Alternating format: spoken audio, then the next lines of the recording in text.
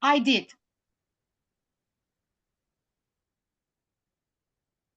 Okay, so hello to everyone present here. We are really glad to see such a huge turnout for this event. This is the IASA Africa chapter, and this is the second of its kind of the IASA initiative of the IASA continental chapters. Professor Brent would obviously speak more about it. This is one of a kind of initiative by IASA to reach out to different continents and different countries across the world, and to diversify the field of American studies in general. So without wasting further time, I would like to say hello to Professor Bilge, the IASA president. Dr. Georgie Toth is here. He is the IASA Emerging Scholars Coordinator.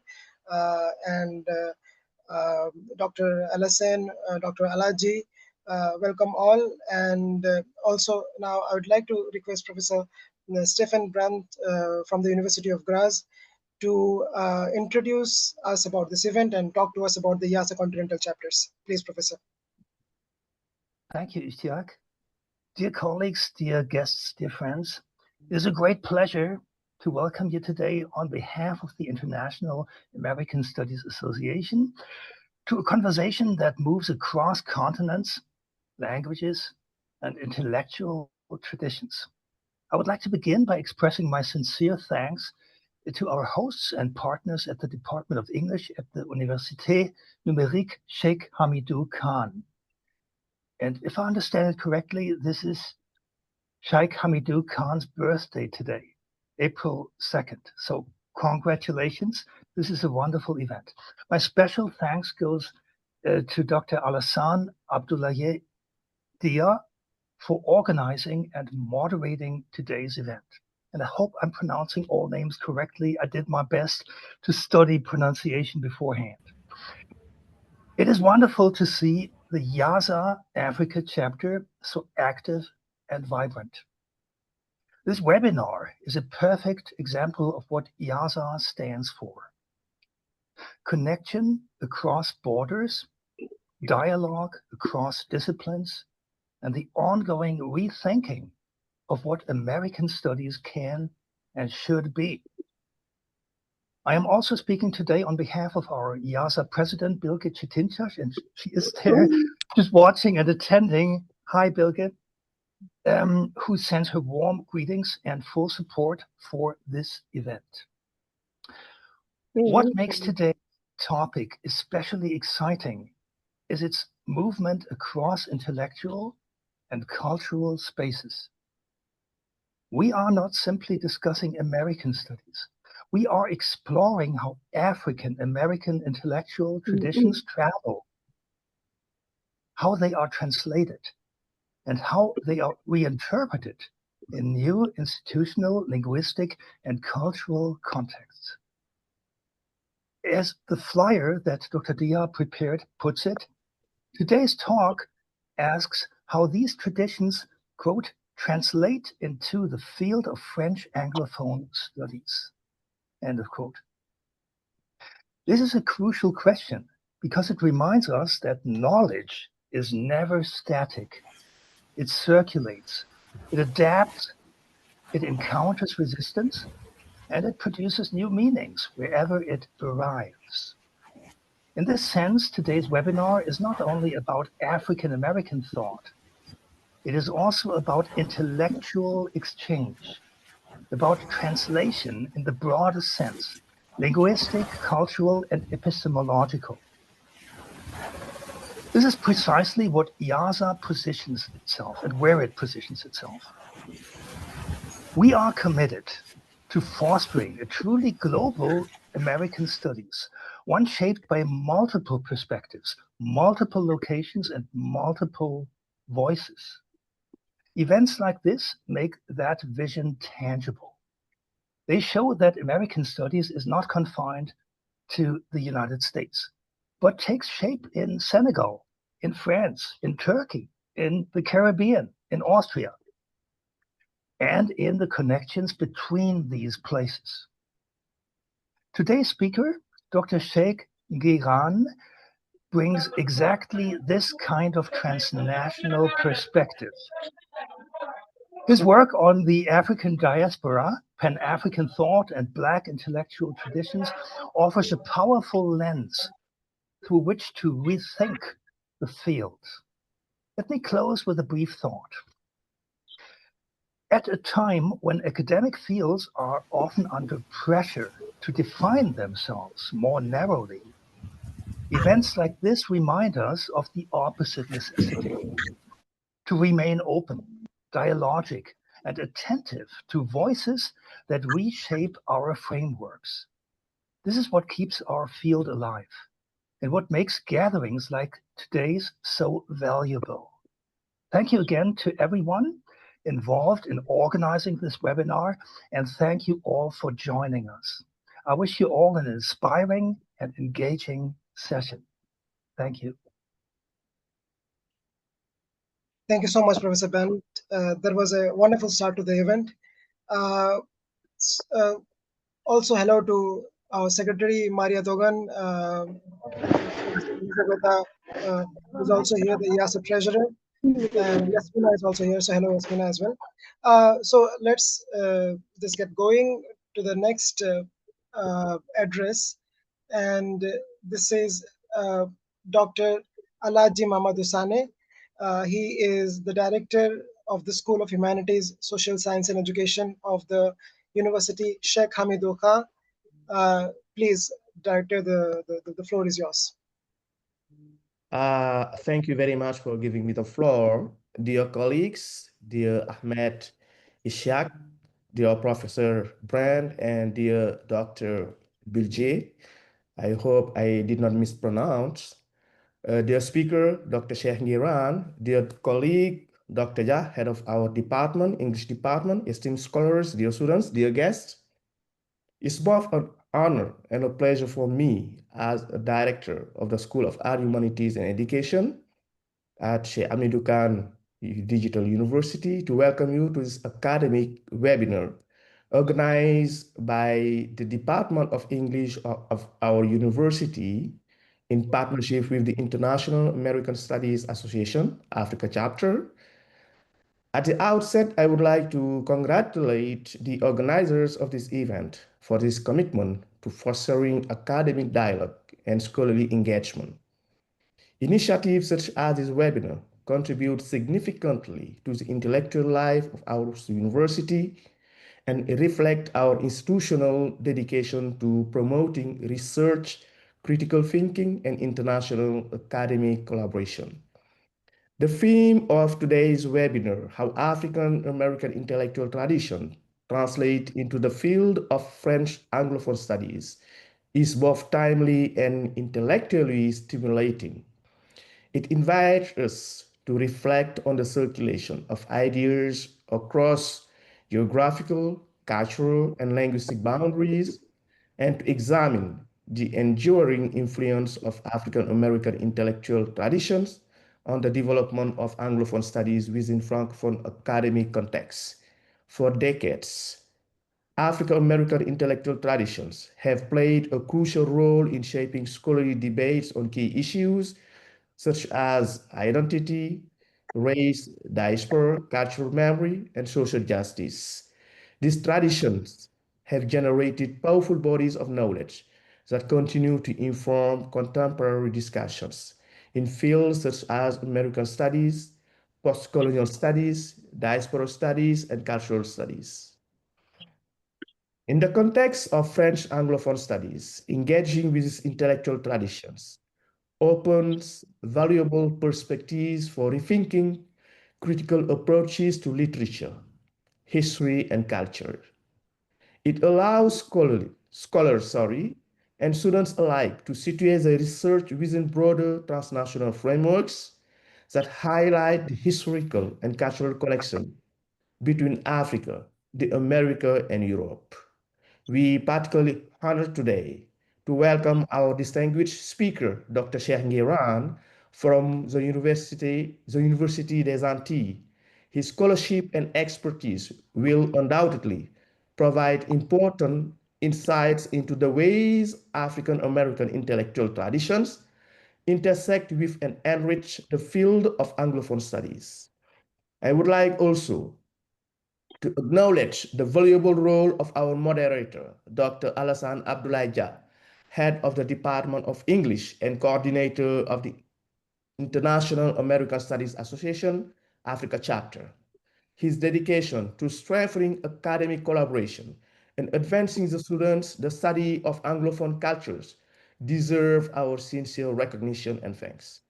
Beyond its scholarly importance, this webinar also represents a meaningful opportunity for our students. It enables them to deepen their knowledge of Anglophone studies, discover international research perspectives, and engage directly with specialists in the field. Such intellectual exchanges are essential for nurturing the next generation of scholars who will contribute to the advancement of the humanities in Africa and beyond. Dear colleagues and students, through initiatives like this one, our university continues to pursue its mission of performing, promoting, and open, innovative, and globally connected higher education environment grounded in academic excellence and intellectual curiosity. Allow me, in closing, to express my sincere gratitude to the organizers of this webinar, to our distinguished speaker and moderator, and to all participants who have taken the time to join us today. I wish you all a stimulating and enriching webinar. Thank you very much for your attention.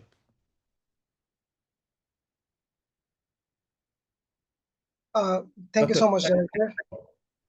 Yeah, could I? Yeah, you have the floor. Yeah, okay. So thank you so much for this. Let me just take this moment to introduce the moderator for today's event, Dr. Alassane Abdoulaye DIA.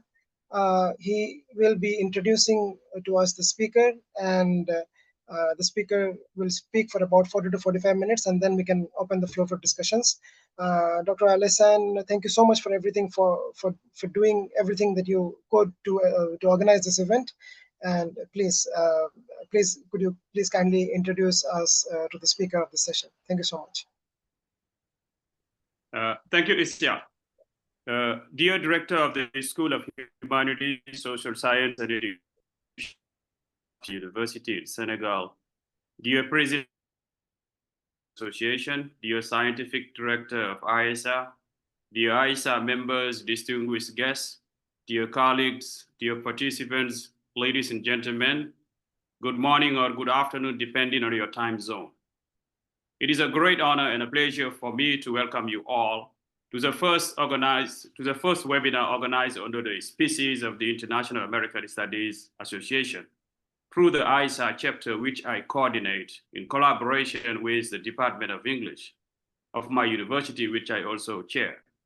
So I am humbled to serve as host of this great academic event. On behalf of the organizing institutions, IASA Africa chapter and the Department of English of my university, I would like to express my deep sense of gratitude to all participants joining us from different parts of the world. I can see more than 300 participants online. Your presence today is a testimony to the growing importance of transnational and interdisciplinary dialogue. I would like to salute the commitment of the International American Studies Association to create continental chapters and to give me the privilege to coordinate the IASA Africa chapter. This vision fosters intellectual exchange across continents, as well as the invaluable role played by departments of English in promoting innovative and accessible academic spaces in West Africa and beyond. This webinar is historic in the department, and I would like to thank IASA for the opportunity and collaboration of faculty, staff members, authorities, tutors, students, both graduate, undergraduates, doctoral students, members of the Federal English Club, and participants from all over the world. I can see more than 300 of you online. Today is also a special day. It is the birthday of our godfather, Cheikh Hamidou KANE, who celebrates his 98th birthday today. Please join me to wish happy birthday to Cheikh Hamidou KANE, who is an icon in African literature and a proud son of Senegal. Today's webinar addresses a particularly stimulating theme: how African-American intellectual traditions translate into the field of French Anglophone studies. This topic invites us to reflect on the circulation of ideas across linguistic, cultural, and academic boundaries. It encourages us to rethink how African-American intellectual histories deeply rooted in resistance, resilience, and critical inquiry are received and sometimes contested within different epistemological traditions, particularly in the French academic context. As we navigate contemporary global conversations of race, identity, and knowledge production, especially in the wake of renewed Black international movements, this debate is not only relevant, but necessary. It is now time to introduce our distinguished speaker, Dr. Cheikh NGUIRANE. First of all, Dr. NGUIRANE is, beyond the professional link, a friend of mine. As we graduated from the same university and we lived together in the same campus. Dr. NGUIRANE is an associate professor of Anglophone studies at Université des Antilles in Martinique. He holds a PhD from Université de Poitiers and has taught at several prestigious institutions, including Université de Limoges, Université d'Orléans, and Arcadia University in Canada. His scholarship is decisively anchored in the study of African diaspora, Pan-African intellectual networks, and Black political and intellectual traditions.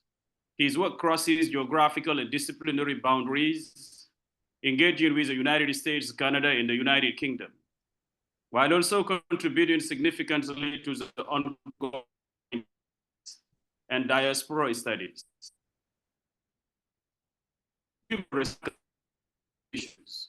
Dr. actively participates in public intellectual discourse from U.S. Parliament.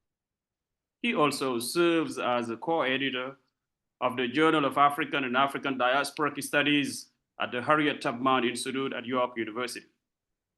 In today's talk, Dr. NGUIRANE will explore how African-American intellectual traditions have integrated into French Anglophone studies, while also examining the complexities of engaging with racial paradigms in a scholarly environment that often resists the use of race as an analytical category.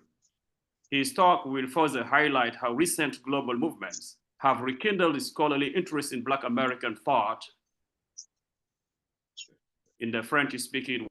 We are truly honored to have you with us today, and I would like to acknowledge your intellectual generosity.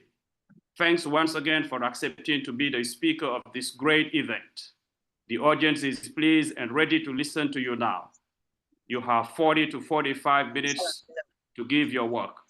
Thank you for your attention. You have the floor. Thank you so much. Do you allow me to share my document so that I can start it? So, okay. Okay, just give me a second. Oh, okay, perfect. Let me make it, I just wanted to make it like, okay.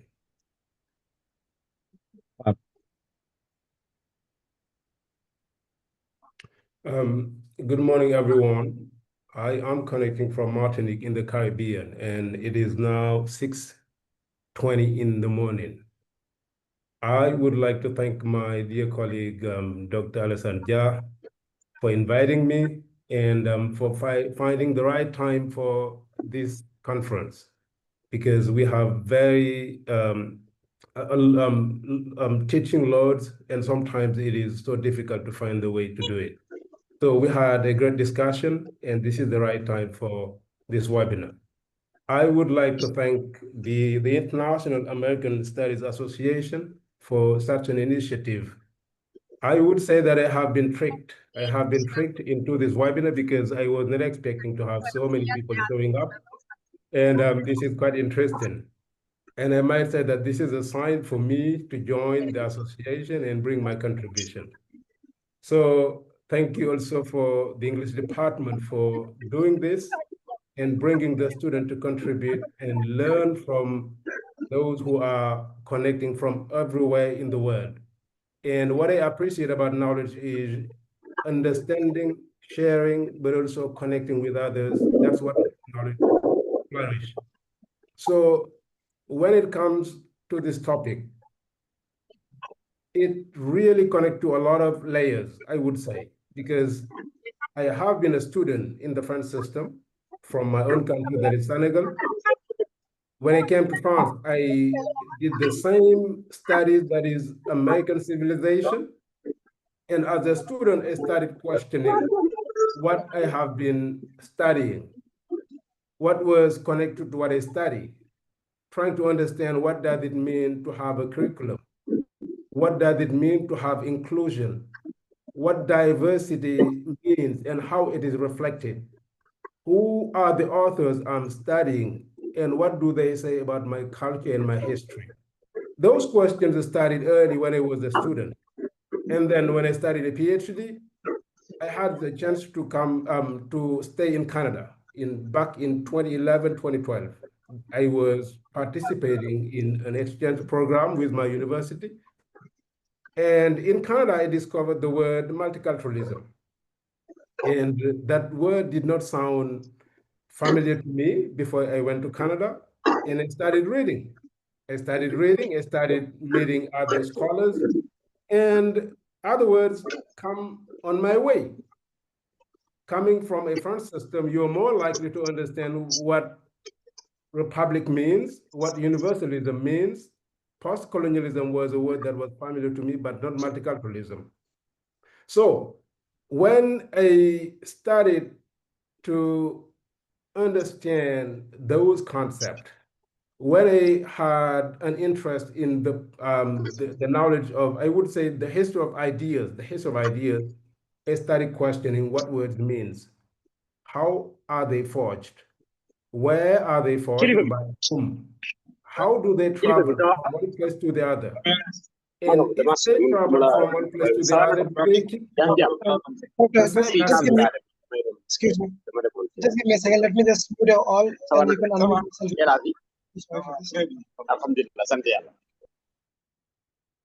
Could you please unmute and continue now, please? Sorry for this. Good morning, everybody. Can somebody hear me? Hello, good morning, everybody. It's Mr. Ndao, a third semester student. Can somebody hear me? Good morning. Now, please, guys, the conference is going. Do not talk, please. Sorry for this. Please, guys, mute your microphones, okay? Go on. Okay, thank you. So, as I said, I started questioning the words, where they are forged by whom, and if they travel from one place to the other, do they keep the same essence? Then comes my study of Pan-Africanism. That is the topic of my PhD. When I studied Pan-Africanism, I was not quite interested in the movement itself, the political movement for the unity of African people, but I go deeper to understand what the word means. An intellectual movement? What are the ideas that reflect Pan-Africanism? What are the practices, the multiple practices, not one, but multiple practices beyond the Atlantic? That was the questions that led me to the Black Studies movement. When I started the questioning of the Black Studies movement, I came to understand the different African-American authors, the founders, those who forged the concept, and why they were forging those concepts, and who they were defending. What was the meaning of those words? I ask a lot of questions because I question. So from the Black Studies movement, I published an article that led me to the word multiculturalism, that led me to the word critical race theory. And all of that has given me more interest to question the history of ideas. And this is the topic of my talk. I would also like to remind you that I have been teaching in the French system since 2013. I started as an assistant professor, and now I'm an associate professor. So I know the system because I am in the system. I teach American civilization every year. I know the curriculum and what are the percentage of African American intellectual traditions. This is another important element to consider when it comes to the topic. So when I started questioning the topic, it was necessary to go back to the foundational institutions that led to American studies, because we cannot understand the Black intellectual tradition, how they are translated in France, without understanding the institution that received them, that welcomed them, because they are institutionalized. They are not in a militant movement. They are not marginalized. Maybe they can be depoliticized. I know we have read Edward Said mentioning traveling theories. When they move from one place to the other, they can be received, welcomed, they can be depoliticized, they can be reconceptualized, they can be revitalized. So in terms of American studies in France, it is not a discipline itself that is really homogeneous and that we can define and really point out. It is in every discipline. You can find it in political science, you can find them in history, you can find them in geography, and right now in geopolitical issues, because that is trendy. So La Maison Française is a well-known house, known for welcoming researchers, known for bridging those who forge knowledge. It still exists. It was created in 1913. It is quite interesting to point out here that the 1930s was 1 year before the end of First World War. And the US was primarily pro-German on the side of Germany. And France was also working to rekindle its relationship with the US. And knowledge was one of the tools to bring that friendship alive again. So this is one first institution to take into account, as it is quite interesting when it comes to American studies. And then the Foundation des États-Unis. The Foundation des États-Unis still exists today. And they do also that work connecting scholars across the borders, but also sharing their cultures at the same time, making sure that all sides study their cultures. And do not forget that the Fulbright programs have played a very important role when it comes to American studies in France, and they still exist today. They provide scholarship for other, like my colleagues, to go and stay somewhere in the US and study and do research. And this is one of the elements. So I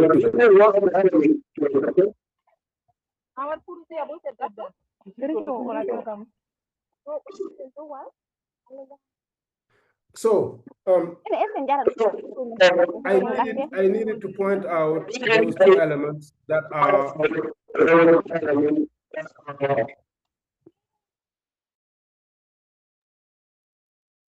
Please unmute yourself, Doctor.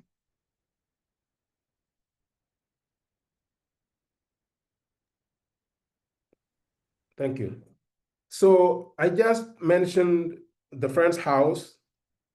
I just mentioned the Foundation des États-Unis, created in 1930, and later the Fulbright programs that opened the doors for academic exchanges. And now it is quite impossible for me to talk about the African-American intellectual traditions in France without pointing out the echoes of Black internationalism in France. Because Black internationalism in France, I might say this is the main site. This is the hub that introduced Blackness to France. Let's remember that France was a colonial metropolis, as London was, as Brussels was, as Lisbon was. And those colonial metropolises, they welcomed radical voices, Pan-African voices. They welcomed many intellectuals of the diaspora.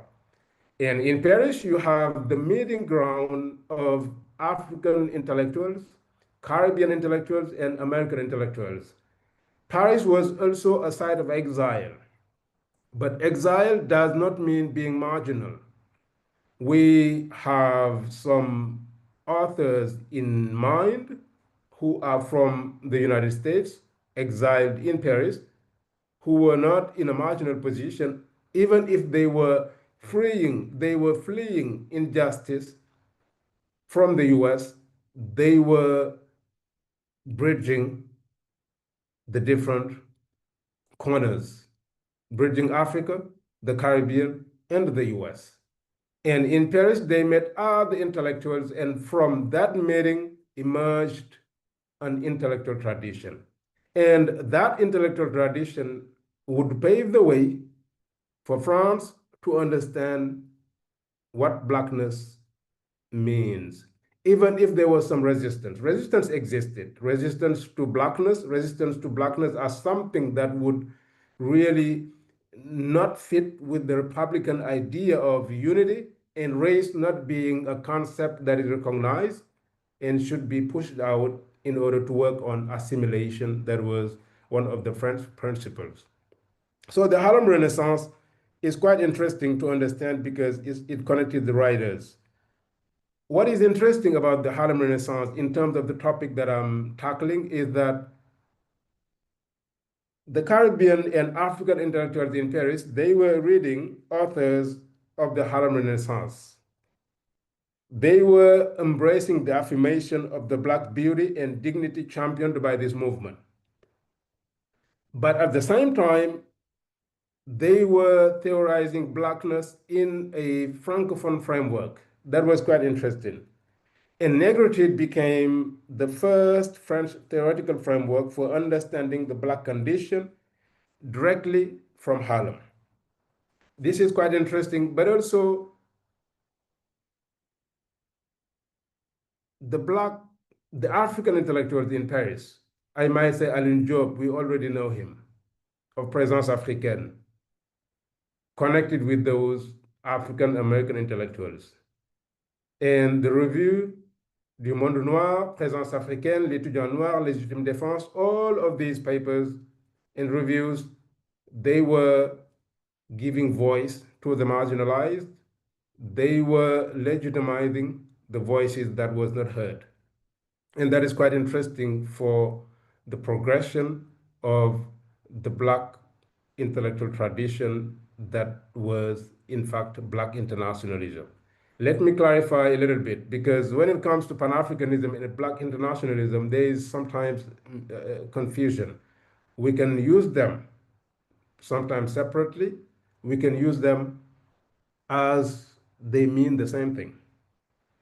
Most of my Black American colleagues, and the scholarship shows it, might use Black internationalism because Black internationalism might be more inclusive somehow, because most of the women who played a very important role in anti-colonial movements, the civil rights movements, they were not included, mostly erased.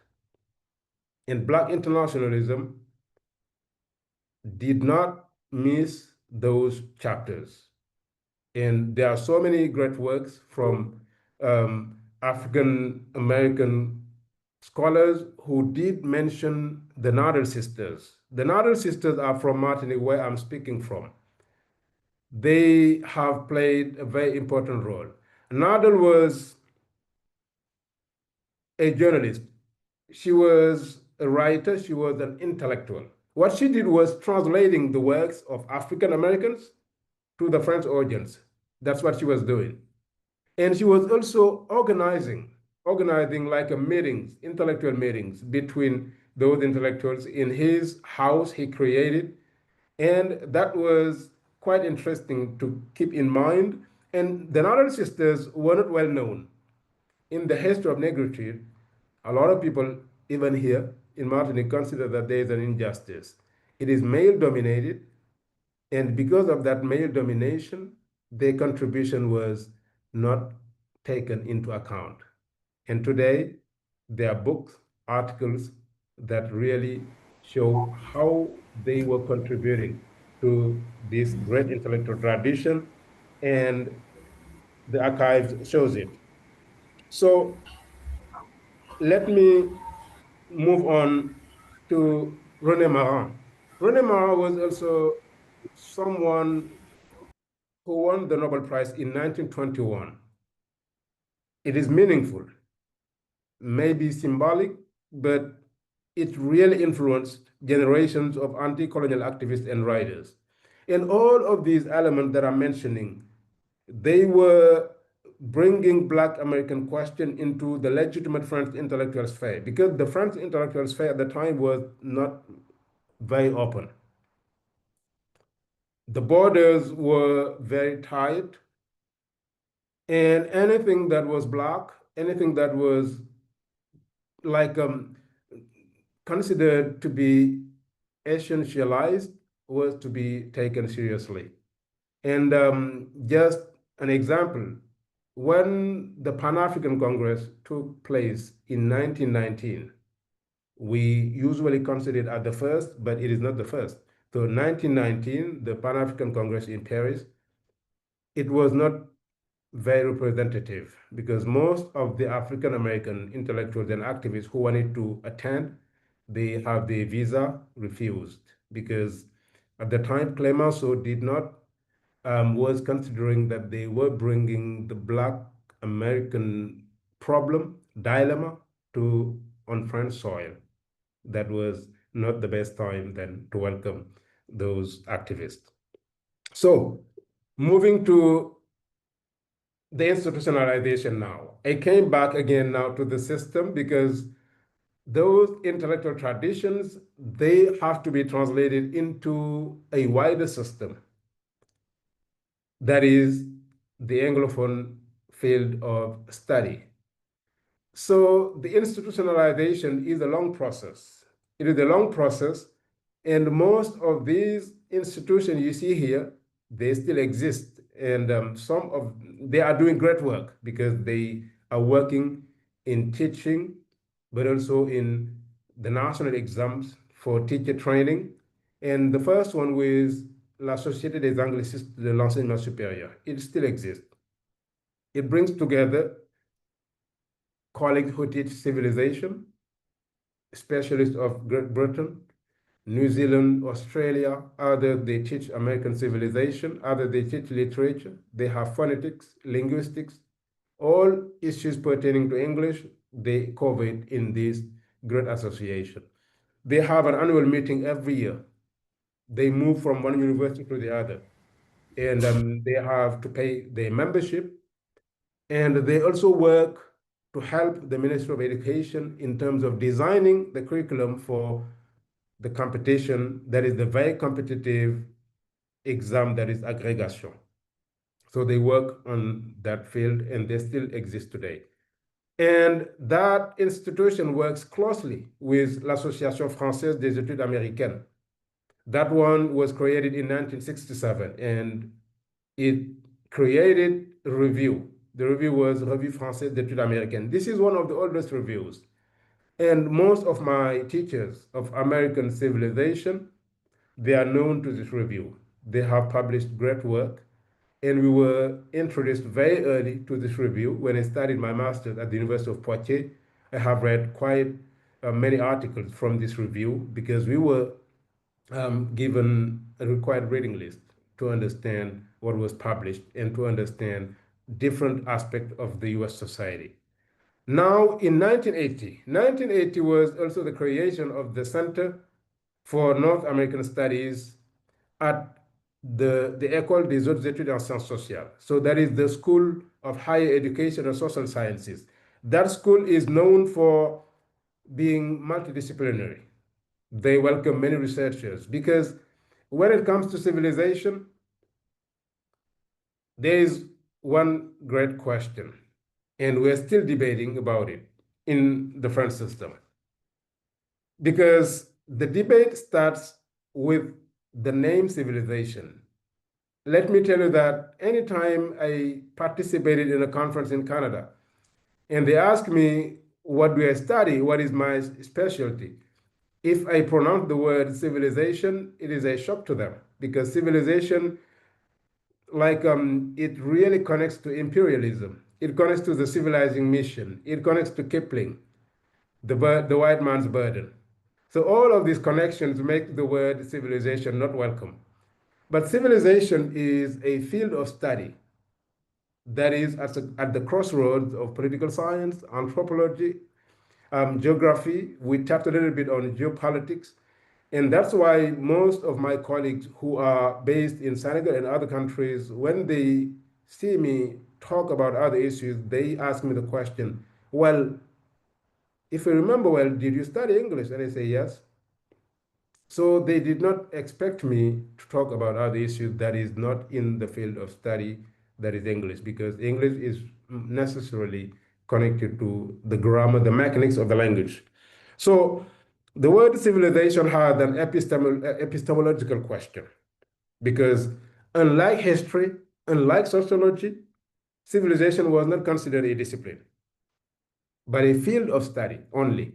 And history was building a wall, I would say. This is me talking. Building a wall to make sure that you are studying civilization, you are not qualified enough to trample on our ground. So stay away. You were not trained as a historian. There's no way for you to study the US history. But we have an argument against them, that is, we can directly take from the primary sources in English. We don't need to read translations in French to understand what is going on. I still have this debate with other colleagues who are studying law. When I talk about the US Constitution, they look at me and asking questions whether I'm legitimate enough to talk about the US Constitution or the founding fathers, because in law they studied, but they studied in French. So this is the debate that is going on. So the word civilization is also semantic, because the choice of the word civilization was seen as referring to imperialism. I just mentioned it. It is also pedagogical, because many historians, they do not understand why history courses are taught by non-specialists. So just to give you the state of the debate that is going on in France since the 1980s, whether we are legitimate enough as civilizationists to study history. So, but also there was another difficulties, because I'm moving to really let you see how the African American intellectual tradition is translated into the field of Anglophone studies, but via the English departments, because these are the sites that welcome them. So the English department have another tension. The other tension was there was a group of scholars who were, I would say, there's some kind of, they were reluctant about American imperialism. Some kind of American imperialism. And a segment of the French intelligence, they adopted a critical stance towards the American way of life. And until today, there are some specialists in terms of geopolitics who have been theorizing about the US as an empire, the empire who succeeded the British Empire. So the Colossus, to talk like Niall Ferguson, who is a great historian of empire and who was criticized for his documentaries, mentioning that empire was not all bad, but somehow positive. And we tend to focus most on the sins of empire and not the goods of empire. And Bruce Julay, he's another American intellectual, also brought another layer of controversy, that is to say that recolonization should happen again. So the English departments are the hubs where we study the African American intellectual tradition. Now let me provide examples, concrete examples of how they translate into that before moving, because the first step would be teaching and the second step would focus on research. And that is the most controversial aspect. So the field of civilization and literature, as they translate into in France, mostly they are into what we call English language, literature, and civilization. Here we call it LSHE. And we study the Mayflower. I have been teaching the Mayflower since like 2013. I have been teaching colonial America. In the first semester, we're teaching colonial America from the Mayflower to the Civil War. We also teach the civil rights movement. We teach the New Deal. So as you see it in bold type, the civil rights movement is one of the most taught, would say, issue when it comes to the African American experience. So the teaching of the African American tradition is always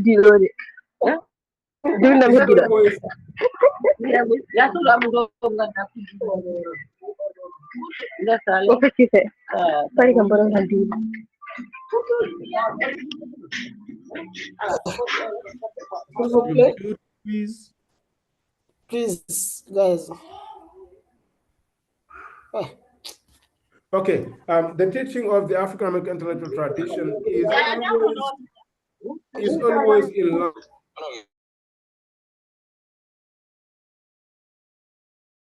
Put yourself, doctor, and continue. The teaching of African American intellectual tradition are always in line with the overall trend in LLC programs. So they are generally subsumed within thematic studies of ethnic and studies and inequalities. Most of the time, they are generalized in order to avoid essentialism, in order to avoid to study the African American experience separately. So they study the US society, African Americans within the United States as part of the United States. So the particularism is mostly silenced and not really highlighted, and that is still a topic of debate. So this is an excerpt of a syllabus that come from one of the universities that have a great English department. And I would say this is a university that has an example.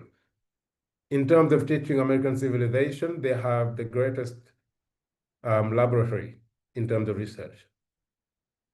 They have so many scholars who paved the way for the study of the US society.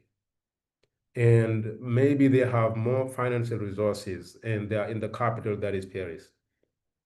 So as you can see it here, this is one excerpt of the curriculum.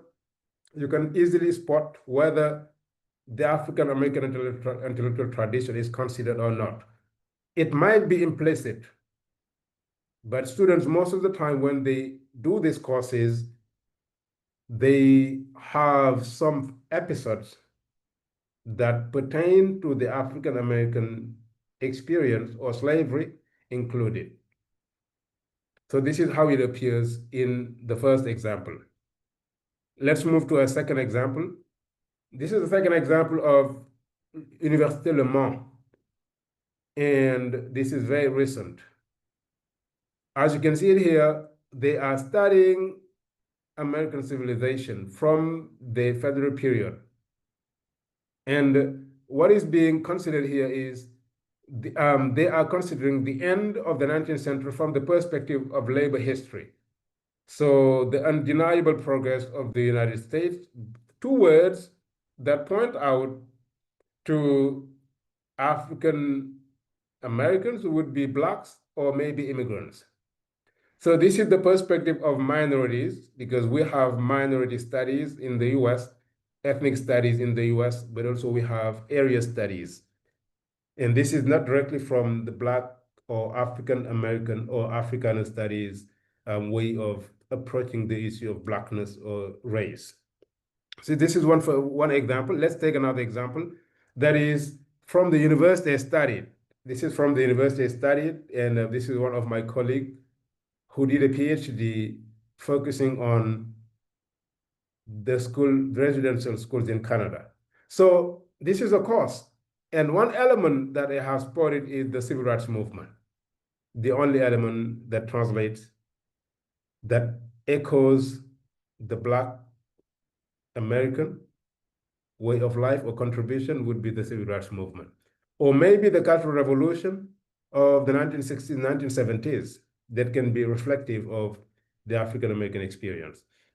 So these are examples that I wanted you to see. And this is an excerpt of literature. An excerpt of literature as also a dominant field of study in France. And American literature is mostly taught focusing on the periods or the movement, going to the transcendentalism all the way to postmodernism. Mostly it is studied that way. And if we follow that timeline, we are less likely to include more contribution from African American writers. The Harlem Renaissance is mostly considered in that timeline because it has been an episode and quite difficult to skip it. But also, we study the writers who exiled because that is so, it is passionate to study it. So it is part of the study of the lost generation, like Fitzgerald, who went to Paris, and Steinbeck, they studied alone. So this is one example. And now, to finish with this example, let me show the follow-up of the description of the course that I just mentioned. These are the writers that tells us something. Chimamanda, I'm not sure if I'm to include it in African American literature, but he's definitely in the field of Black studies. He's definitely in the field of African studies. So James Baldwin, definitely reflective of the tradition. Frederick Douglass, the slave narratives, and Colson Whitehead. And he is one of the novelists whose work is definitely reflective of that intellectual tradition he inherited. So these are examples that I wanted to share with you so that you can see if you are not familiar with the French system. And this is another excerpt that I have used with my students because it was not me choosing it, but we have a board for the national exam that is CAPES. And each year they produce topics, the examples that we should be working on, preparing our students all the way to the national exam that took place 2 weeks ago. This was about the Black Power. And this is one excerpt among others put together for students to reflect on the African American experience. So this is another example of an excerpt of the examination session 2022. As you can see, the shadow that is reflective of history. Ruby Bridge, that little girl who wanted to go to school, but segregation stopped her not to go to school. And she was determined to be educated. She was determined to have a voice and to be a member of the society. She was to have a test of what America was preaching, that is equality and democracy. So this is quite interesting as a document. But also a last document to show how that tradition can be widespread, but not directly showing from the words we draw from the Black studies tradition. So this is an illustration of Maya Angelou that was also included in the session 2022. And our students, when they are provided with these documents, they have to show their understanding of it. They have to understand the paratextual elements, but also they have to understand who is Maya Angelou, what her writings are, and how this document is connected to another document. We call this course text and image, and we work on iconographic documents. So now move on to the terrain that is more conflictual, that is the terrain of research. This is the terrain of Black French studies. This is the word, not me using it, but that has been forged by other scholars. One of them is showing up, that is Mabula Sumaoro. Mabula is a great scholar who is doing great work in terms of translating the Black American experience for French audiences. And there are backlashes mostly because it is not quite easy to preach these kind of issues in public because it is an offense, I would say, to the unity of republicanism and universalism, what brings people together. And differences should be not showed up, and it has to be colorblind. We don't see color here. So Pap Ndiaye, that's the name we pronounce it here in the French system, but as the Senegalese, we don't pronounce it Ndiaye, it's Ndiaye. So Pap Ndiaye is one of the scholars who paved the way for the study of the African American traditions. From his PhD, books he published on the civil rights movement, but also La Condition Noire. La Condition Noire is a great book, a book that made the headlines in France. And what is interesting about the book is it was, I would say, a translation of the perspectives we know in the US, in France. That was the interest of the book. The perspectives we already know in France, Blackness as understood in America, and now how it translates into the French system. It is very debatable, and we'll see later. Mabula published his book 4 years ago. And the book was a reflection on her identity, but also her trajectory as a scholar. Mabula spent a lot of years in the United States, and she is an associate professor at the University of Tours. She was associate professor way before me. I was a PhD student when she was a teacher at the University of Tours, and until today. She's a public figure, appearing on many media and talking about Blackness and all that pertains to the US. And Mabula and others are mostly those who are considered as bringing the Black American question or dilemma to France. So they are the one who cross borders with the concept, and they mostly are not quite well understood. Let's move on to this aspect that is quite interesting, that is the Black Studies concept. I mean the Black Studies concept that were drawn not voluntarily, but they echo the concept known to the Black Studies movement. And one of those concepts is multiculturalism. Multiculturalism translates as communautarisme in France. We all know what it means. There is one French intellectual who says, if we were to define communautarisme, it would mean we always have to reject it. If we were to choose a definition, the definition would only be we always have to reject it. So to say how the word was not welcome, and the media, they picked up the word and it became very negative, and anyone who understands the word was not even ready to listen. No listening. It was to reject it whatsoever.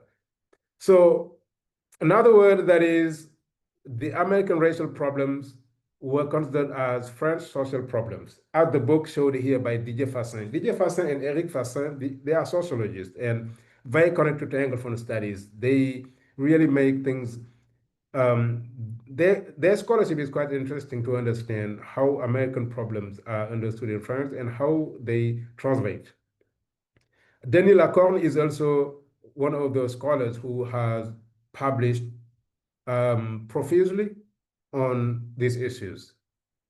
And in their work, the word race, multiculturalism is part of it.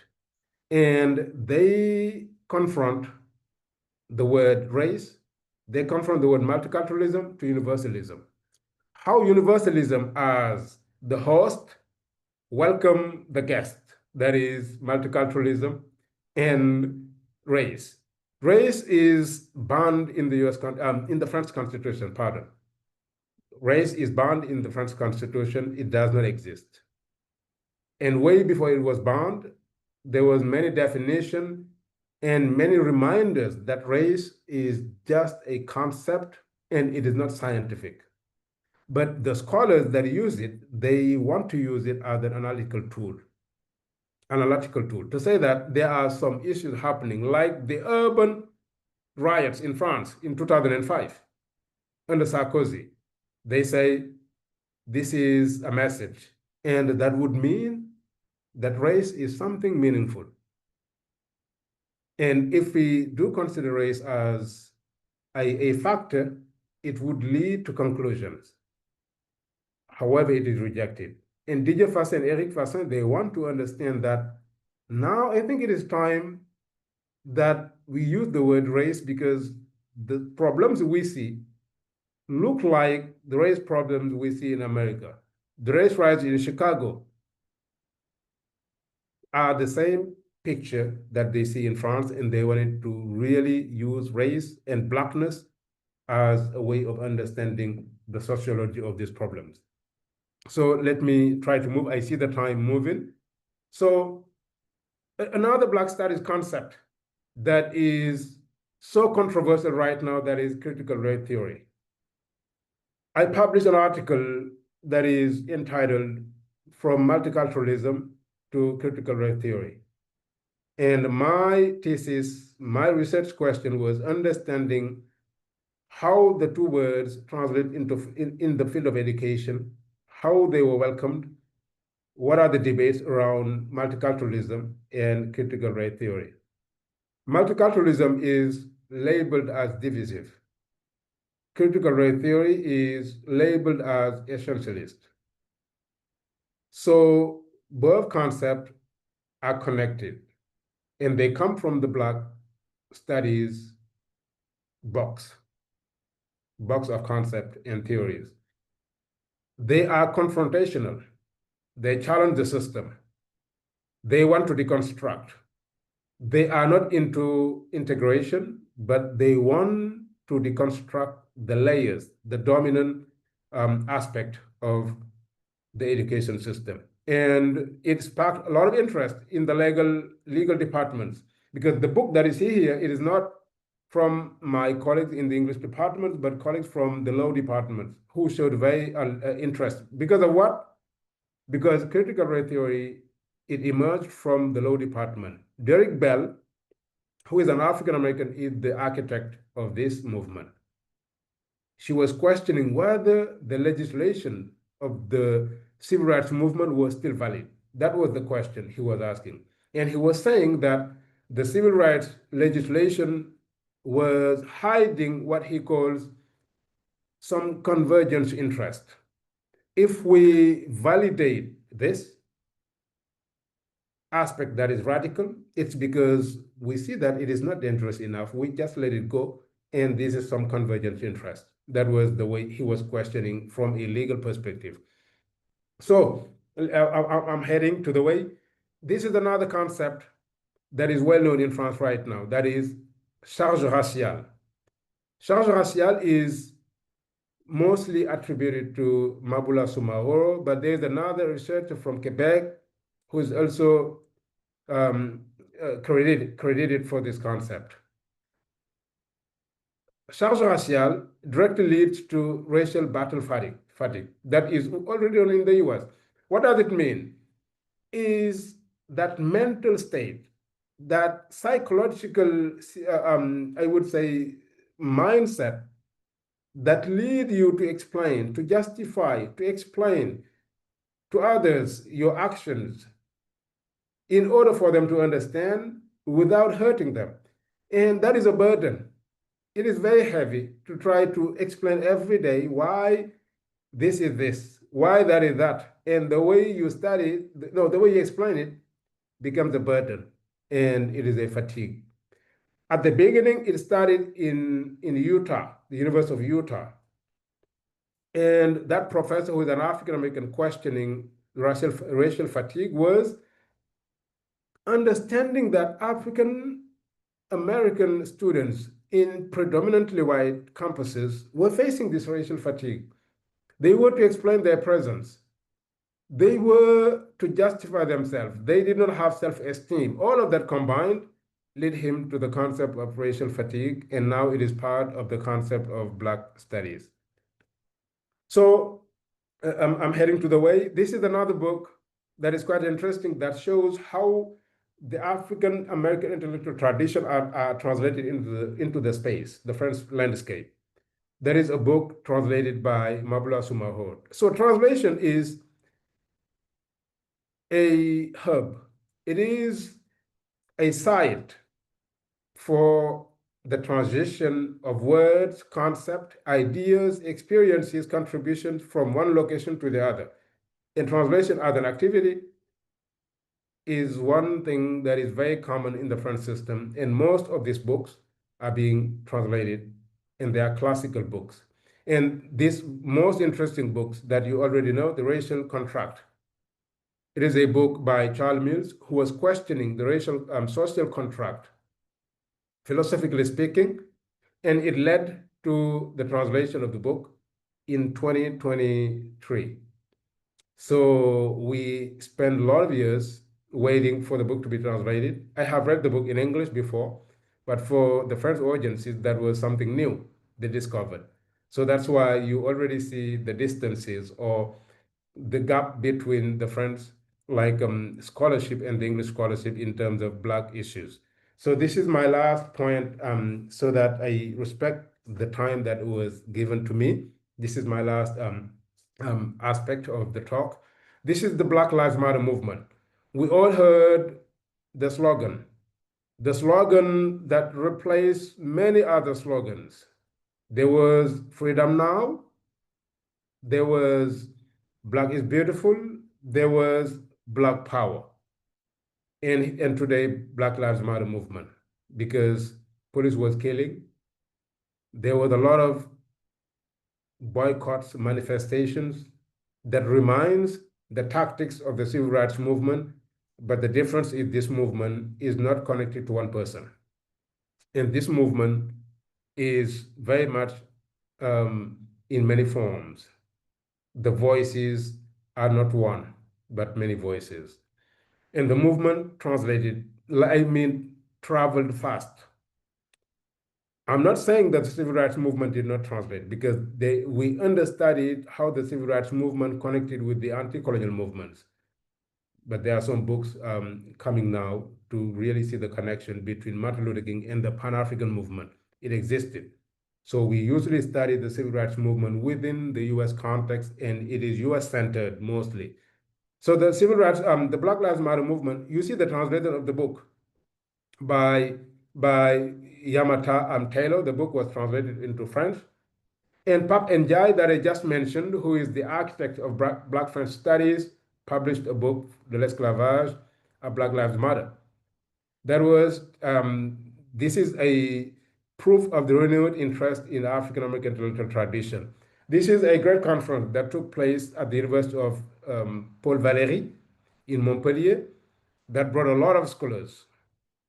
And what is interesting about the conference was they brought up the word systemic racism. The word comes from Stokely Carmichael, who theorized systemic racism in order to move from the classic definition of racism as prejudice. He was saying that racism was rooted in American institutions, and unless we really deconstruct those institutions or really do a radical transformation, there is no way we can move beyond racism and see equality translate as a reality and hold America true to her word. So this is the very interesting concept from the American intellectual tradition coming to France, and is still used today. But I would tell you that there is still resistance when it comes to the relevance of this word, because racism is mostly defined as some isolated cases. Yesterday or next month, or last month, I met someone who was looking at me and considering me as, or labeling me as. That is usually the mechanism we use to define racism. And finally, how scholars in the field move with all these barriers when it comes to race and working in a French system that is really resistant to the use of the word race, as Dr. Dia mentioned in his presentation. So Republican universalism, as we know it in France, casts suspicion on any approach based on racial categories, which complicates the importation of paradigms that make race a central category of analysis. There's still resistance. The lack of ethno-racial statistics, because in France there is no ethno-racial statistics. It is not allowed. It is forbidden. We are not allowed to do it as a scholar or anyone. So that's why the concept of positive discrimination, affirmative action, it made the headlines in France because political science department, Sciences Po Paris, was copying, I would say, the initiatives of the US, that is, to welcome a number of Black students from the neighborhoods to have the chance to have the undergraduate studies at Sciences Po Paris. Sciences Po considered as a higher institution and a privileged institution, I would say. So it is quite interesting to understand that as Anglophone studies fall under the purview of foreign language, that is langue étrangère appliquée, it keeps them within a framework of national specialization rather than an interdisciplinary approach like American area studies or Canadian ethnic studies. And finally, there is a mistrust of what is perceived as ideological transfer, the criticism leveled at Black studies for being activist rather than scientific. So, ladies and gentlemen, dear students, colleagues, this was something that I wanted to share with you, and that comes from my experience, from my readings, and from my little understanding of a broad field of study, of a broad intellectual tradition that cannot be contained in 45 minutes. Thank you so much for listening. Thank you for your attention. And I'm very open to have a discussion, to get your contribution and any suggestion from you. Thank you so much. Thank you, Dr. NGUIRANE. Thank you so very much. I can see the applause from the audience, so it means it was very interactive. It's very nice. So I would like once again, to acknowledge, the presence of everyone. We are very sorry. Many people are asking to join on, but it seems that the Zoom has reached its limit, so there is no way, but still people are asking to enter. So just to comment, I will go very roughly and try to help maybe those who missed the beginning of what Dr. NGUIRANE has said about this very, interesting topic. So he first started with curriculum, this issue of curriculum diversity, culture in history, multicultural in some, English-speaking countries, and how we translate into the French context. Taking as a case study his experience in Canada, where he said that it was not very easy at the very beginning to integrate communities that has a different conception of what seems to be his specialty, but he had to fit into that context to find his way. And Dr. NGUIRANE also talked about Black studies movement, raised his awareness a lot, and that's where his passion came. And he became curiously familiar with famous African-American writers and scholars who urged him to dig into the question and come up with very solid knowledge. As you see through his presentation, he is very relaxed with the question, and it's because it's his specialty. I congratulate him so very much on that. It was very interactive. He mentions 1930 as a landmark because that was the period where the whole world experienced the First World War. And what marked it was the foundation, the Fondation des États-Unis in 1930, which echoes Black. And also he connected to very significant literary movement, the Harlem Renaissance, and how it resonated with the French conception of, Anglophone studies. He also connected it to American Blackness in the Paris of Richard Wright, and of James Baldwin. Talking about Richard Wright and James Baldwin in African-American literature is something very important. Current generations and former generations, they all know what these luminaries did in the Harlem Renaissance. So he also talked about the significance of interesting reviews like Revue du Monde Noir, a Présence Africaine, with the contribution of Alioune Diop and L'Étudiant Noir. Our students have learned in the first year the Negritude movement. And if they connect the Harlem Renaissance and the Negritude movement, they know what role these reviews have played. Because Paris was kind of a foyer, it was a center where the Black diaspora met to have a kind of race awareness, a sensitization.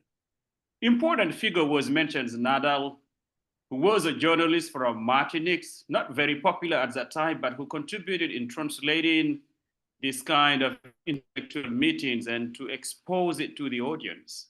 And he also mentioned René Moron in the Pan-African Congress of 1919 in Paris, showing that it was not only the beginning, but there was something previous that marked the history.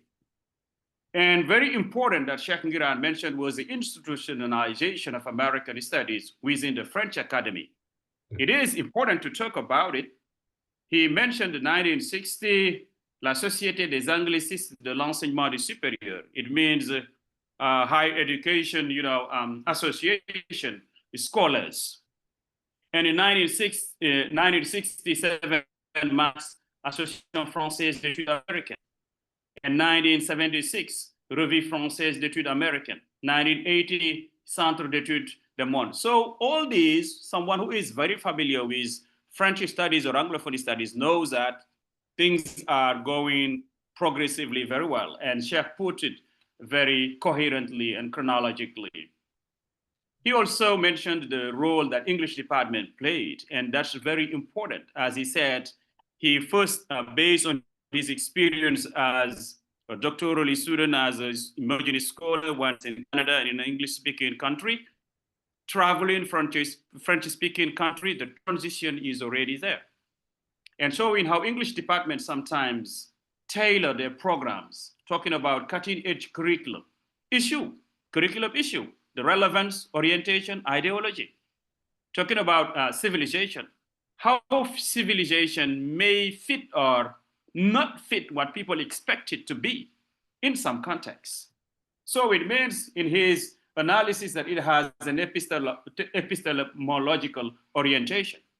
So English language, literature, and civilization were in the center of translating this tradition, teaching African-American literary tradition. And he talked about sample syllabi to address one dealing with origins of a nation, Native America, colonization in the early United States. So he also mentioned some required texts to be familiar with in the context of intellectual traditions. He mentioned writers like James Baldwin, Francis Scott Fitzgerald, Frederick Douglass, Maya Angelou, telling about the importance of Black studies and Black studies tradition. And then he moved to the Black French studies, how translating Black American experiences for French audiences were challenging. He talked about the works of his scholar Pape Ndiaye, one of the pioneers of the promotion of African American studies in the French-speaking world, mentioning La Condition Noire as a recommended text to read because it collected essays about that. He also moved to something very important about Black studies concept, theories in French Anglophone studies, theorizing and commenting on American multiculturalism as a French communautarism, and American racial problems as French social problems, mentioning urban 25, and also dealing with universalism principles contrasting with the lived experiences of Blackness. So Cheikh moved then to a controversial concept, which is critical race theory, and as a contested paradigm in French Anglophone studies. To him, racial Black fatigue, which is translated into French as charges raciales, was something challenging in terms of pedagogy and how to deal with it in the academia. It was a serious issue in the academia, particularly in the context of the United States, and Cheikh is right. If you see today, America is not allowed to teach some sensitive texts related to slavery everywhere. Yeah. Red states do not accept sometimes universities to deal with some texts. I remember a colleague in the University of Louisville who told me, how do you teach Frederick Douglass or African-American literature in Western Washington? It's because in Louisville, it's not allowed. Another colleague told me in Florida, he has no chance to deal with African-American pioneers. No, it's because it's a red state that does not want sometimes people to deal with these kind of race issues. So he finished with the Black Lives Matters movement, which is an attention-grabbing slogan that has expanded tremendously very fast around the world. So for him, it is a renewed interest in African-American intellectual traditions. The Black Lives Matters has expanded very quickly, and the scholars engage with racial paradigms in intellectual landscape that resist the use of race as a categorical, analytical category. So roughly, these are the points that Cheikh mentioned in his talk. Once again, I congratulate him and I thank him so much. I would like to acknowledge and to let Professor Bilgi and Stefan, that big authorities of our institution was there, the provost of my university, the vice presidents in charge of research, and the other one in charge of pedagogy were here. They say hi to everyone. And I thank colleagues for the attention. There are many, many, many colleagues across the world who are here online. I cannot see all it. So I think now it is time to move to question and answers. We open, now the debate. It will be easier to post your questions in the chat, and some who desire may raise their hand, and then we give them the floor. So maybe to go quickly, the first one can raise their hand, we give them the floor, and it will be more practical also to post in the chat your questions. It will be easier by the time we pick those who raise their hand. Dr. Dia, could you please take a question from Dr. Georgie Todd? He had posted it in the chat box. Could you please check? Yeah. Yes. Yeah, I see a question about the speaker, right? Dr. Todd, right? Yeah, no, yes. The speaker could please read the question. Yes, Dr. Todd said, I wonder if Josephine Baker's presence in art and art in France helped facilitate the transfer of African-American intellectual traditions to the Francophone African world. If you wanted to, would you have the freedom to recenter your teaching of American civilization around African-American intellectual and cultural traditions? This is a move that American Studies has advocated for. How would such an experiment change understanding of your students about American civilization? Should I repeat, Chef? Yeah, I have read the question. I have read it. I see it right now. So I have been reading the great question from Dr. George. I don't know if I pronounce it well. I'm quite interested about Josephine Baker. So yeah, definitely she had a platform at the time, and that platform did have an impact. That is to really raise awareness, whether it was positive or negative. But Josephine Baker there's some, I would say, there's most of my colleagues and others who work on Blackness, they have a mixed understanding or analysis of Josephine Baker, because there's the word capture that comes to mind, captured. So what she was supposed to embody was not really connected to her identity and background. She did play a role. She was conscious of what she was doing. A lot of my former, those who are very experienced in understanding it, told me when I was a student that Josephine Baker was very aware of what she was doing. She was not being used, but others would say she was used as the, like, for the dominant system, but also her personality, dancing, using those derogatory look, also did pave the way for the racism. I would say it was normalizing racism somehow. She was brought in the pantheon as recognized as a well-known figure, and France was paying tribute to her contribution.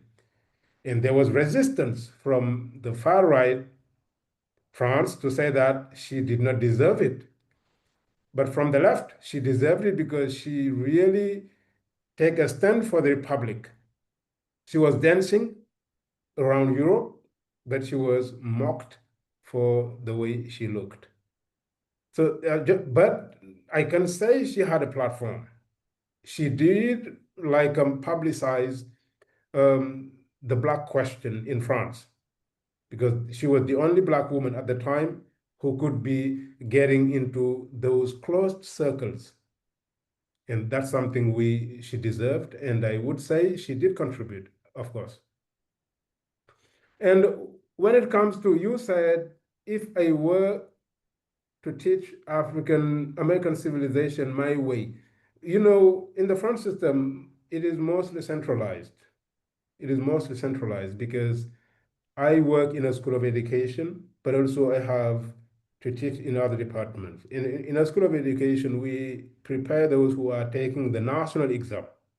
And every year we are provided the program, and I have to follow that program like my other colleagues. And this year we have as program the 1920s US, a very interesting program. We studied the 1920s, and they took the exam 2 weeks ago.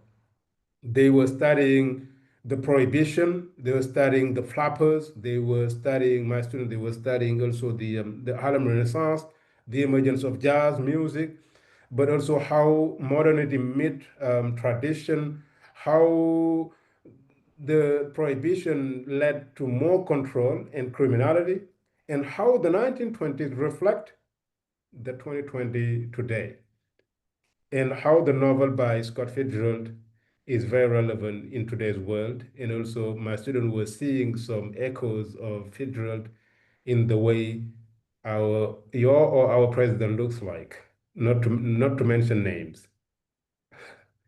Okay. Okay, I move to the next. Interesting about Josephine Baker. Maybe it's because I'm in the Francophone context. The first time I met Josephine Baker was in Western, in her performance.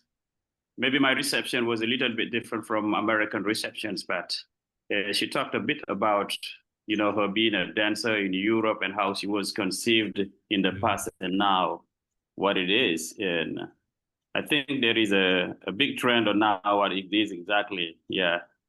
There are misconceptions sometimes. There are other issues like that. Yeah. And, I move to the question of Professor Bilge. Yeah. Yeah. Professor Bilge said another interesting point would be to include African American feminism and women writers into the canon. Exactly. Some have been included, yet there are issues that are discussed beyond intersectionality or womanism. Exactly. So I think, like, I don't know how I came to miss that point, because there was two aspects that were included in the presentation, and Dr. Dia can prove it. The first document that I sent included a book that is entitled Black Feminism, Because when it comes to Black intellectual tradition, Black feminism is most reflected in France. Intersectionalism finds its way in France. Intersectionality, it finds its way. Crenshaw traveled to France, and her books was translated into French also, most of her books. And it resonates in France. And the backlash mostly come from that area of Black feminism, because there is the word wokeism. Wokeism resonates in the system here. And anyone who studied Blackness, Pan-Africanism, who are interested in all those multiple discrimination, sexism, all of that, you are mostly labeled as being part of the wokist movement.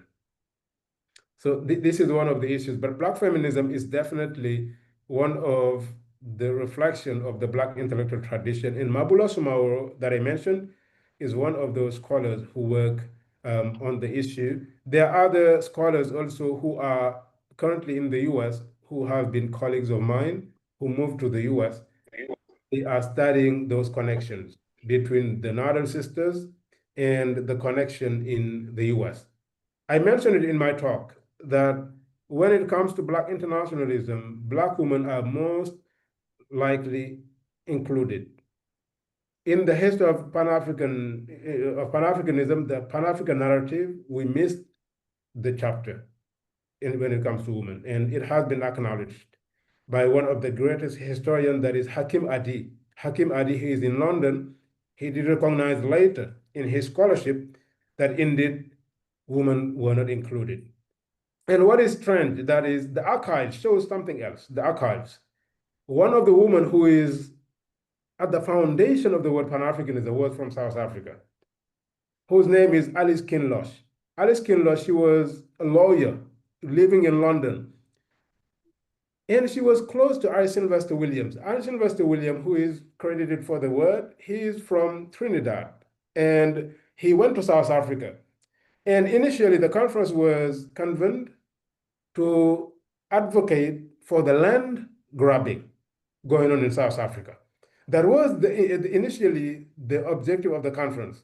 But they added other issues to the minutes of the conference, because there was Haiti represented, there was other African countries represented. That made the conference broader. But initially, that was the land issue, and Alice Kinloch was behind it. To finish, another great feminine figure that is mostly forgotten, that is Mary Bethune. Mary Bethune, but also Queen Mother Moore. Queen Mother Moore. Queen Mother Moore is well known. She is the mother, I would say, of the reparation movement. The word reparation comes from her. There is a book, a very interesting book by Ana Araujo. Ana Araujo, she is a historian from Brazil and at Howard University. She wrote a great book entitled The Reparation Movement, and she is interested in the intellectual history of the word reparation, and it comes from that woman. They had a movement that extends from the US to Ethiopia. The line goes to the US to Ethiopia, and they were organizing. There's the woman, the wife of Marcus Garvey. History did not write her contribution. There were others, the list is long. And this is part of one of the projects I'm working on, to try to include the chapters into the history of Pan-Africanism. All right, thank you. So thank you for that. Yeah, and as he said, yes, I can testify that his presentation was exhaustive enough, included. As you know, also in our curriculum, we talked about curriculum. Usually in female African-American writing, our students are very much familiar with writers like Alice Walker, who coined the word womanism, and Maya Angelou, Zora Neale Hurston, and Toni Morrison.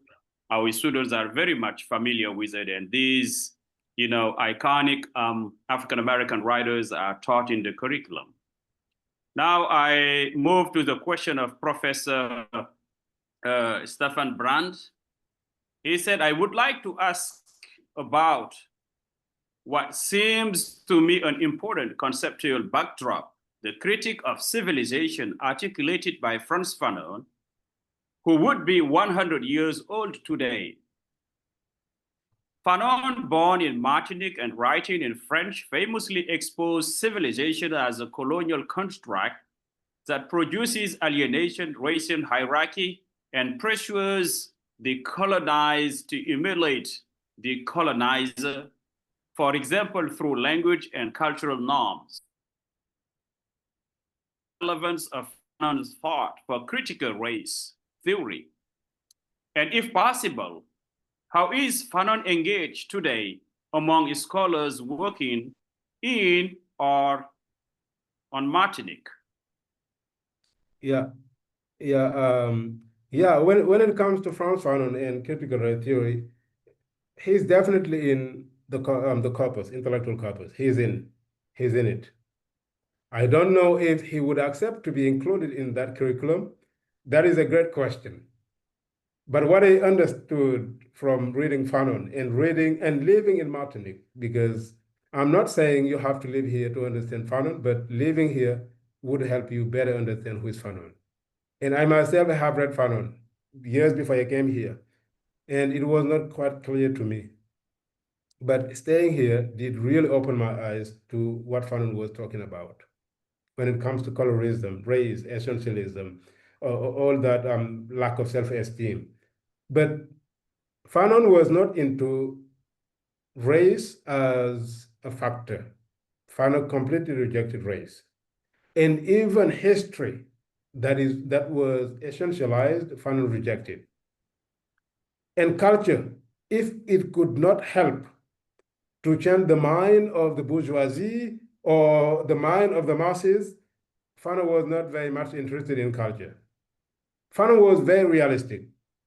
That's something I understand later. He was very realistic. He was mentioning material well-being, not in the sense of profiting like in a capitalist mind thinking.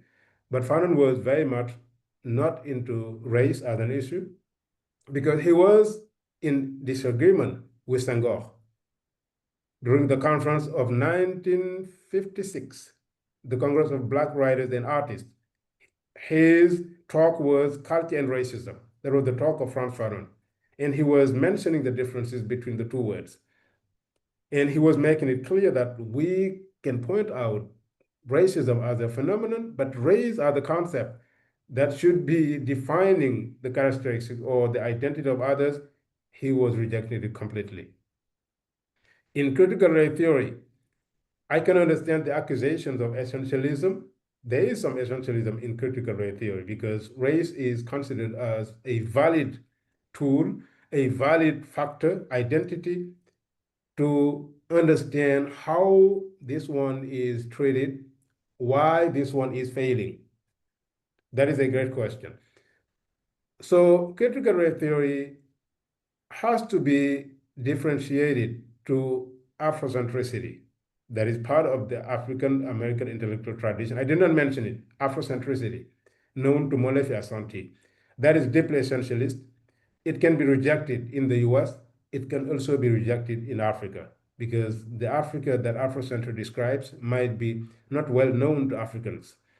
But critical race theory moves into the field of law, the law, how the law is limited and how the law should be doing some reconfiguration to come to an understanding of how racism is very subtle. That is critical race theory. I know it can be radical because it is pushing society to move beyond the liberal way of seeing things.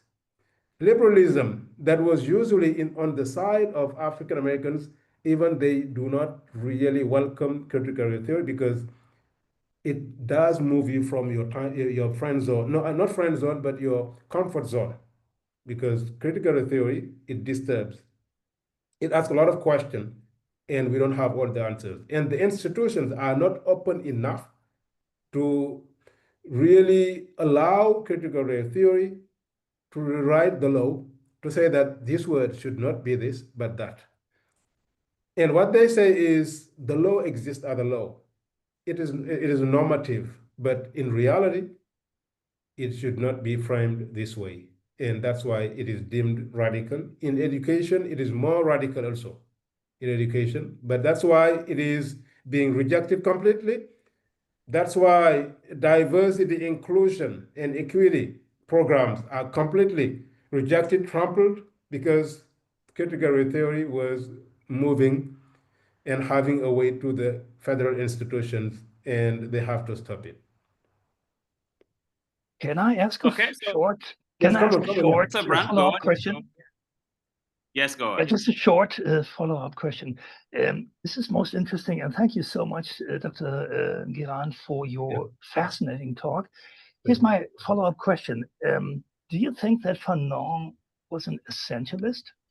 And if so, what would be your vision of an anti-essentialist approach that uses Colonel West, Barber, Hall, and all the other critical race theory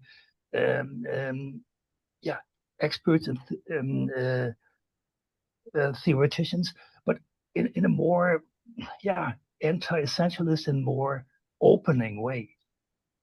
Yeah, but if I were, I might be wrong, because Fanon is very complex. I have to say it.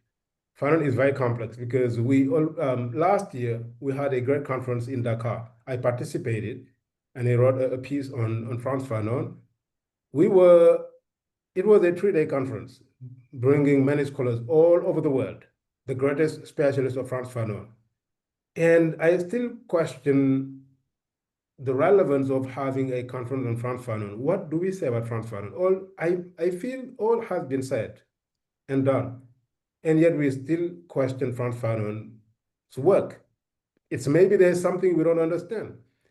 He didn't write too much, just 3 small books, very short books you can read, but a lot of things, something implicit, something explicit.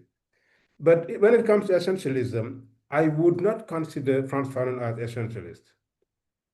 Even Frantz Fanon, when he was questioning violence, he questioned violence in a very realistic way.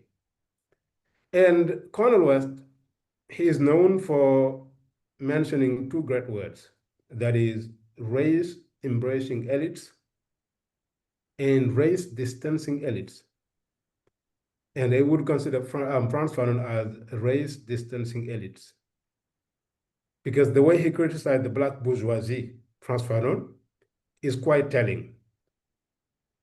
He was criticizing the Black bourgeoisie, and that's one of the pages of the book, The Wretched of the Earth, that most people would not read if they hold power, because it talked to them directly.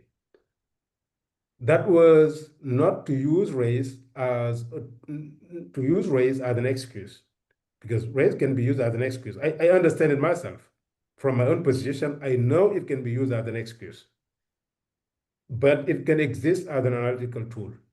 So we can make the differences, but making the differences to make it now translated into public discourses, into public corrective measures we take, that is the most difficult part.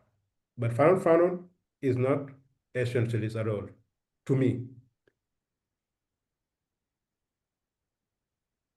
Okay, so I move to one question from the audience now to Senegalese the students from, I have a graduate student, Cheikh Sam. Cheikh Sam said, how do African-American and Francophone feminist traditions converge and diverge? How do African-American and Francophone feminist traditions converge and diverge? So, when it comes to feminism, I would say that I'm not a specialist, but I did a mind map. A mind map, the intention was to map all the paradigms emerging from the theories of feminism, Black feminism, African feminism, Afrofeminism, womanism. And I came up with a lot of authors. And in France, I see many expressions of feminism. In our own country, that is Senegal, I see so many expressions of feminism. They do not go along. I don't know where do they take their sources. So Black feminism, as they know it and understood it from America, has some slight differences, even if most feminists do not like it, with African feminism. There are slight differences. We have to recognize it. Because the part of race that can be considered in Black feminism, you would not find it in African feminism, because African feminism does not necessarily include race. And even in African studies, the difference is it is easy to spot, because if you take African studies and African American studies, you can see the differences. In African studies, we do not necessarily talk about racism. Most of the time, we don't talk about racism. And they have questioned African studies for being silent to the issue of race and not including race as an issue. So I think that is the only thing that is the same paradigm that translates into feminism.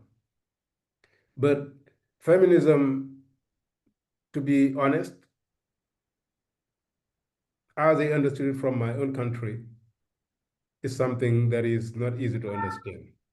I myself, I'm not saying that I don't understand it, but it's not easy to understand, because I see so many, because I study intellectual traditions, I study them, I study movements, how do they emerge? Who are the architects of the movement? But in terms of feminism, if I were to draw my mind map, I would find many architects in Senegal, but also in Africa. They do not go the same way. Okay. I see one question from Yasmina. Yasmina, yeah. Yasmina said, I wonder if French West Indies writers like Frantz Fanon and Aimé Césaire are also included in the curriculum and in the teaching of African American studies in France. Because in the field of American civilization or Anglophone studies, they are not included, because when we say Anglophone studies, we study the culture, history, and experiences of Anglophone-speaking countries. That's how it works. For example, I can teach Barbados, I can teach Trinidad, St. Lucia. These are former British colonies, but not Martinique or the French, because it does not include that.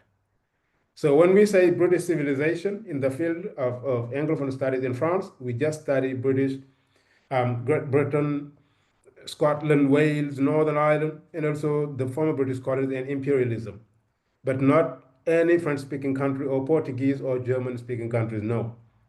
But we have departments that study Portuguese civilization, German civilization, but if you are in the States, in a French department, you study French civilization, and then you will study Frantz Fanon and Aimé Césaire. How it is structured, it is institutional. Okay, so I move to the question of Dr. Sane Alaji.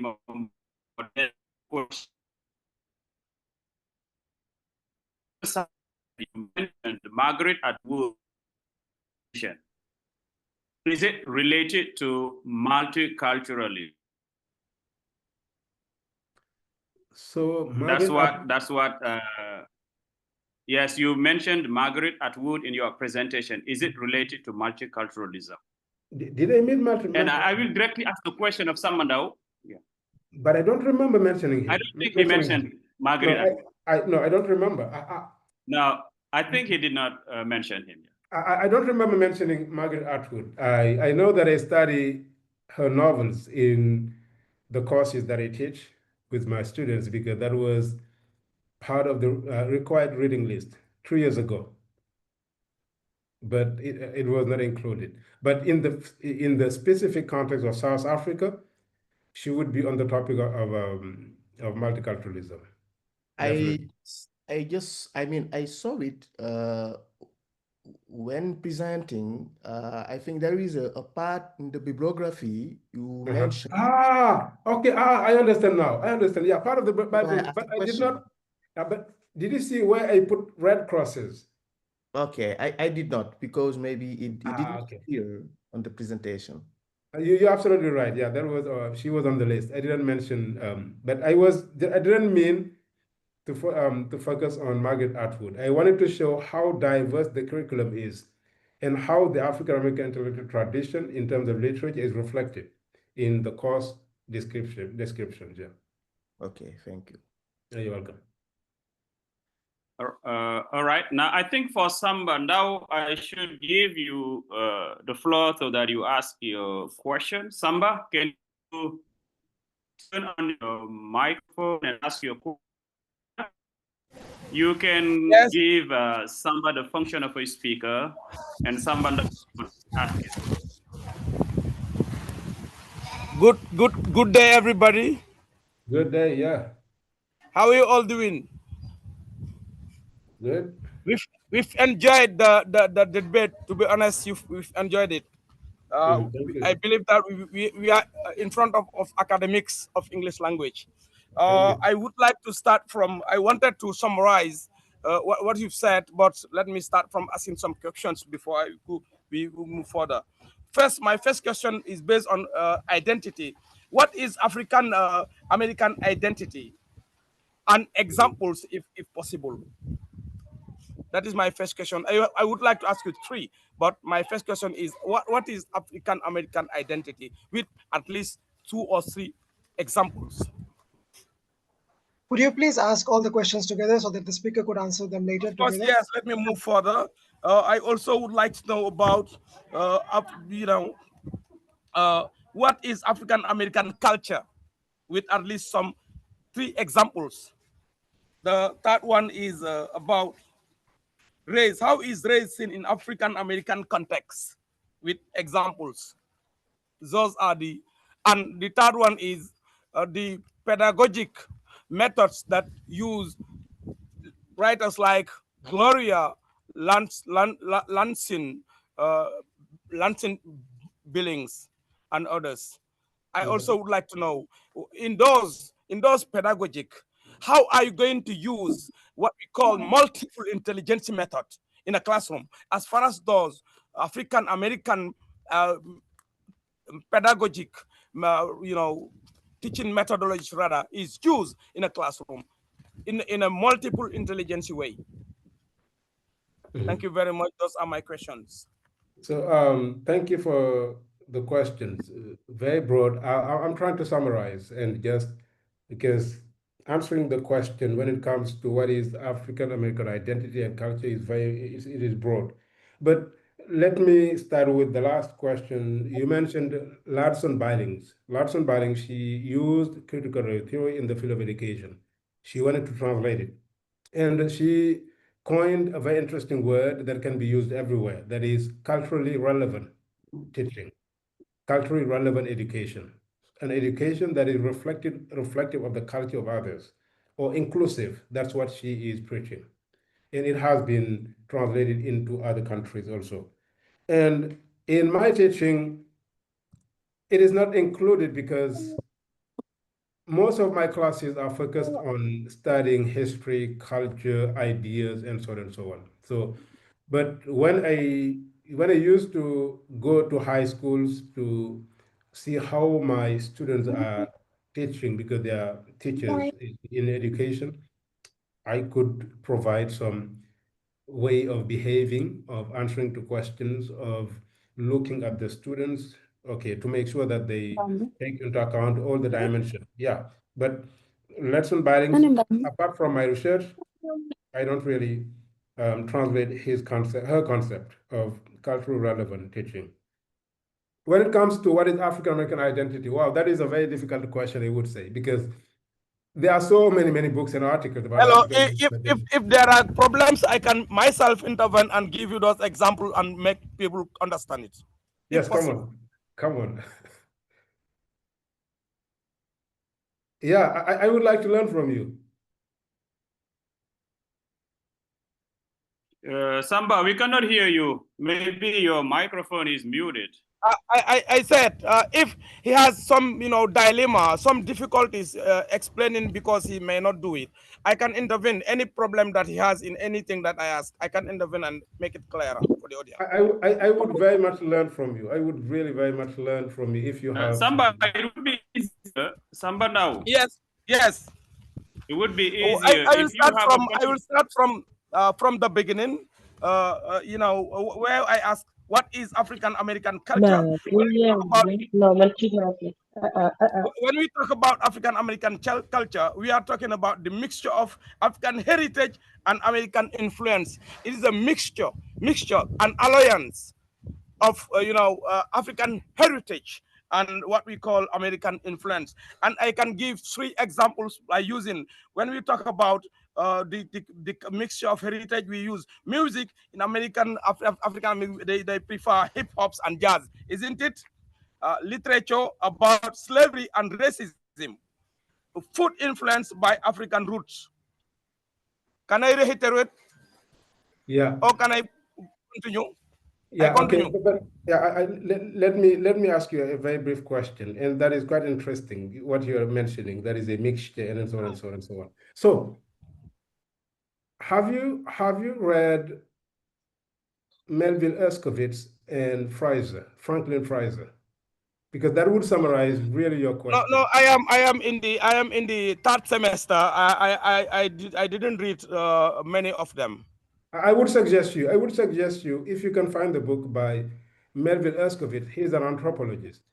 And Franklin Fraser. My lecturer will take note of it. He will send it to me. Thank you, Samba. I think, yeah, he will recommend you some reading. Samba is a sophomore, so he's still very curious to know. Can I continue about race? When we talk about, I think Dr. So thank you, Samba. Yeah, we have to move to next question. Who can that be? Isiak? Yeah. So I think we could take the last. So there's a question by Amadou. What is one big lesson that French Anglophone studies has learned from? Amadou Jingali. Okay, yeah. Amadou Jingali. Let me check Amadou Jingali. Yes, Amadou Jingali said, what is one big lesson that French Anglophone studies has learned from African American intellectual traditions? How can students today use African American history to better understand modern social movement in French-speaking countries? These are great questions, and relevant questions also. So when it comes to the lessons, there are many, but it is quite obvious, even if there are backlash when we talk about race, but the fact we talk about Blackness as it comes from the US, the fact that we mention racism all over and insisting on the existence of systemic racism did have an impact, even if it is little, because many scholars are questioning the understanding of racism and to move beyond classical approaches that just focuses on individual interactions. That is, you said this to me, you looked at me this way. That was mostly the basic question we asked. And that would not question racism, but that would help racism to better hide. Because racism, we have to name it. Unless you name it, you cannot fight it. So the African American intellectual tradition is transnational. It has always been transnational. What is quite interesting to see that beyond the US, the words resonates. There was a book published not long ago, and those questions are maybe new in the scholarship. That is to compare Booker T. Washington to a great intellectual who is Brazilian. I don't remember his name.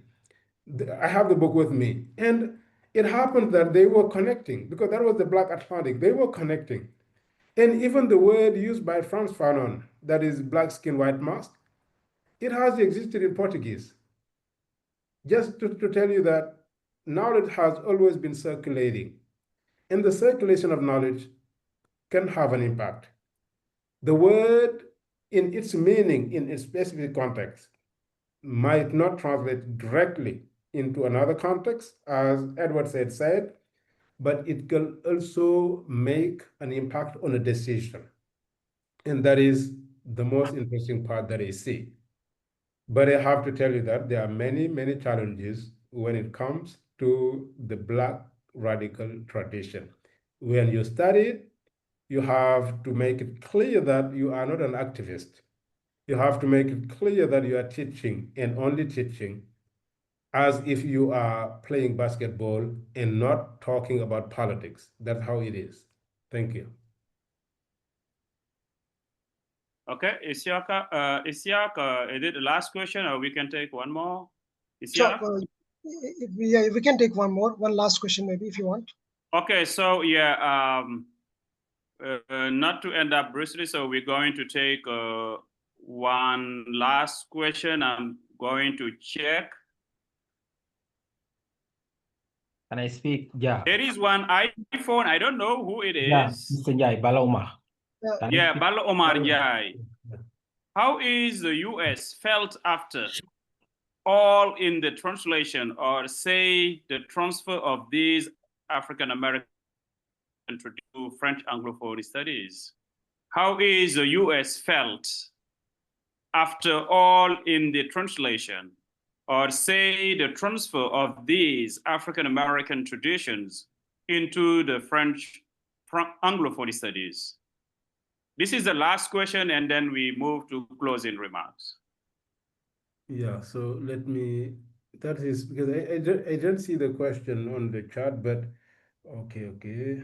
Mr. Ja, King Ja, Dr. Come Ja. on, yeah, talk. Okay, this is not my yes, question. Bala, you can speak directly, yes.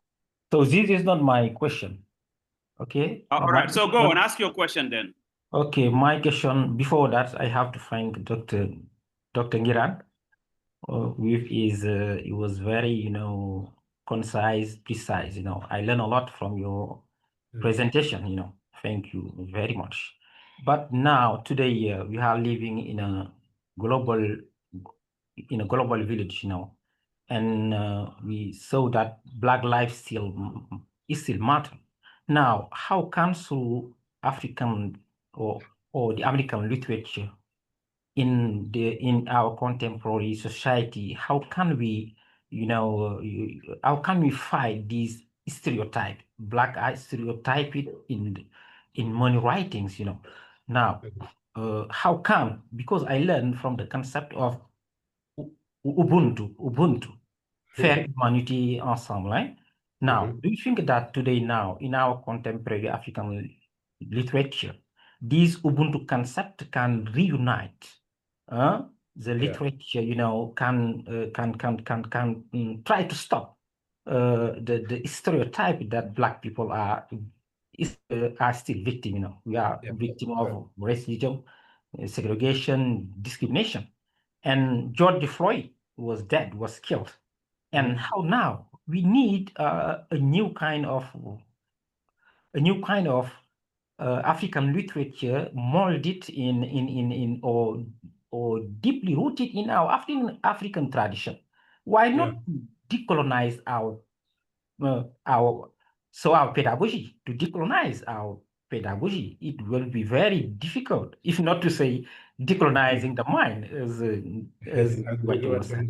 But me, I have learned from the concept of Ubuntu, fair humanity ensemble, that is can help us now today to invent another kind of literature that unite, that help us to fight segregation, injustice, racial discrimination. Thank you very much. Thank you so much for the question, Bala, in the comments. The word Ubuntu has been on the table for a very long time. So if you know South Africa, if you know the great humanist who was a close friend of Nelson Mandela, he preached Ubuntu all over the world. I don't know if the world listened. That is something. I don't have the answer if the world listened to him or not. But he was preaching Ubuntu all over the world. And I know that in the places I am living, there's a book that was published by someone, and the title is Ubuntu. And the one who published that book, because Ubuntu is embraced by everyone, because it is a very soft concept. It is something that brings universalism in another way. If it could work, it would be good, really, for humanity, because we, beyond all the differences, beyond all the paradoxes, it all converges to humanity. I know, I understand that. And Ubuntu is preaching that a word of humanity, of sharing and understanding each other. It is in interculturalism, it is in every aspect. But let's understand also that Ubuntu is being hijacked. It is happening, hijacked and captured. What it was intended is not what it is becoming right now. Because when a word is included in capitalist gains, it is no longer what it should be. And now in market branding, Ubuntu is everywhere. In branding, in everywhere you see Ubuntu. I don't know how it could translate, but popular culture does sometimes depoliticize some words and do not make it really, I would say, work and have some material manifestation. But I know that literature is at a time when a lot of people are not reading. We are teachers. Dr. Jan knows exactly what I mean. Having your student read, that's something challenging. I don't know how you do, but I'm looking for answers. How to get students to read. I'm looking for answers. If you have suggestions, give it to me. So to finish with Ubuntu can be very interesting for the world. Africa has to offer something that is Ubuntu. And there are some advocates who says Ubuntu is what Africa has to offer. But next to Ubuntu, don't forget that we have Afrofuturism with its advocates. We have Afropessimism with its advocates. We have others, Afrocentrism with its advocates. All the isms, what I call the isms, Afropessimism, Pan-Africanism, Afrofuturism, they all work to build an Africa they dream. And I don't know if we can come together to put all the isms into Ubuntu to get one. If that can happen, that would be the future of Africa. But let's be realistic and look at what is happening in the continent somewhere to see if Ubuntu would settle all our difficulties and put us together to discover a better world. So that was just something that I was sharing. I'm not sure if I have answered to your question about Ubuntu, but I'm a little bit sometimes taking my distance about Ubuntu. Thank you. Thank you, Dr. NGUIRANE, and I hope Mr. Njai Bala Omar was satisfied. And as he said, the concept of Ubuntu is very much, renowned in Africa. And he talked about the contemporary of Nelson Mandela, that was Archbishop Desmond Tutu, who was a Nobel Peace Prize. Yes, that was Archbishop Desmond Tutu. Yeah, thank you. Yeah. Yes, Desmond Tutu. A lively person, yeah. Yeah, and Desmond Tutu said, Ubuntu, it's a Zulu word that means I am because we are. Yeah. In I am because we are, it means I exist only if my community exists. It's a concept of community building. So an anthropologist developed it to show how Africans should be united and not to accept one single thing to divide them, but the spirit of communality, the spirit of building, and reconnection, that's very important. And you see, the champion, Desmond Tutu, was rewarded the Nobel Peace Prize, thanks to also the context. Imagine that's the same as Nelson Mandela, because South Africa was also hit by race issues. Yeah, if you read it in South African literature, you find it in the writings of Alex Lagoma or Andre Brink, or the other one, Nadine Godima, or Peter Abrahams. You find in all their writings these kind of things that come back. So it's very interesting, but we have to. I have to wrap up maybe, and then give the floor to Professor Gidi closing remarks. So this session was really fantastic. African-American intellectual traditions in French Anglophone studies was discussed as a main topic, and Dr. NGUIRANE has argued that African-American intellectual traditions are not simply transferred into French, but are translated and reshaped within a distinct French academic and ideological framework.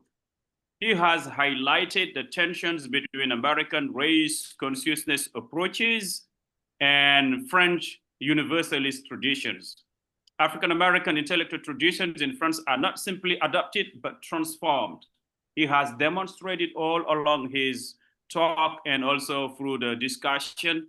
So they exist in a hybrid intellectual space shaped by negotiation, resistance, and reinterpretation within French academic system. So this is briefly what the talk gave, and as a host, I'm very much satisfied, and it's now time to really acknowledge IASA, the privilege and honor you have given us. I really thank the IASA community, the IASA Association, very much happy. So on behalf of my institution, time does not allow, but very high personalities were here, the vice presidents, provost in charge of research and innovation was here, and the other one in charge of student life. The other, officials are here. So my colleagues of the department, my colleagues in the whole university, all right, student associations, the Federal English Club, tutors, collaborators, other associations from the world. It's time to say thank you so very much. It's also time to say once again, thank you, Dr. Cheikh NGUIRANE, for accepting to be the speaker. That was a good choice. I did not make a mistake. I know who Cheikh was. Cheikh was very curious, yeah. So I give the floor back to Professor Brand and Professor Bilgi to say something on behalf of IASA. And maybe they will have to invite you to be connected to join the association, know more about it. So my last word is thank you so very much on behalf of the English department, on behalf of IASA chapter, which I have the honor to coordinate. And we hope to have more sessions. Thank you so very much. Thank you. Thank you. Stefan, Professor Brandt, would you like to go first? It doesn't really matter. Okay. Thank you so much. I just have to say one thing because I found this so interesting. We are human only through our connection to others. This is Ubuntu, right? And this is basically what IASA says too, and what we are doing, and what we were blessed to witness today. This was wonderful, Dr. Dia. Congratulations. Thank you so much, Dr. NGUIRANE, for presenting this wonderful talk. I'm just flabbergasted. So thanks to all of you, and mission completed. Thank you. Thank you. Thank you. Thank you. Thank you. And thank you for the great questions. Challenging. Yeah, thank you as well. This was really amazing. The timing, we have been going more than 2.5 hours now, and so many people were interested. This was really great. And this is what actually IASA tries to accomplish. I love the use of the word Ubuntu, I guess. So let me change that. IASA is because you are. So Yes. Good word. Good choice of word. So thank you, and we hope to keep on with this kind of collaboration in different formats, maybe, or other formats, by adding people, or even in person at one time, hopefully. That we do that, and we thank everybody, especially Ishtiaq, for doing a great job for organizing this, and all our other board members, George, Maria, Elisabetta, they were all here to listen as well, and thank you again. Thanks to our speaker too. That was a great talk, and I enjoyed every moment of it. Okay, thank you. Thank you. Just something that is that I did not mention, and that is so important to say before we leave, is that Dr. Dia, he was 1 year ahead of us, and he paved the way. He is very down to earth as a person, and he would not listen to that, but I know he paved the way for a lot of us. Most of us, he inspired us. He was in the English club, If I remember my years back when he was president of the English club, I was very shy. I was looking up to him as someone who would handle the language so easily, and we all know him. And he was known as King Ja, as the name of Dr. Martin Luther King. And he's a great person in his way of doing things, welcoming new coming students. And we all remember that. We all remember that. And thank you so much for keeping the fire really burning again and again and connecting. When you came to me, it was a great pleasure. Really, it was a great pleasure because that was a very long time I didn't see him. But he came to me, inviting me. That was a great pleasure. And I thank you for that. And Thank you, also, will continue doing that. Yeah. Dr. Sheikh, we would love to have you sometime in our Emerging Scholars webinar. So I would reach out to Dr. Dia, and if you could talk to us, to the emerging scholars, that would be really great. And also, especially, yeah, I mean, thank you so much, Dr. Dia, for reaching out to us on IASA, on IASA's Facebook, and also to Professor Brandt, who, along with you, managed the whole thing, executed the entire thing with all the collaborations. This meeting should be available on YouTube in a few days. Please follow us on our socials on Facebook. I just pinched in the link on the chat box. Also, our website, please check out our website as well. And we hope to see everyone very soon. Thank you so much for listening. Thank you so much for attending this. And have a great day, everyone. Thank you so much. Thank you so much. Yeah. Thank you. Thank you. Thank you. Thank you. Thank you. Bye bye. Bye bye. Thank you. Bye bye. Thank you. Thank you. Bye bye. Thank you.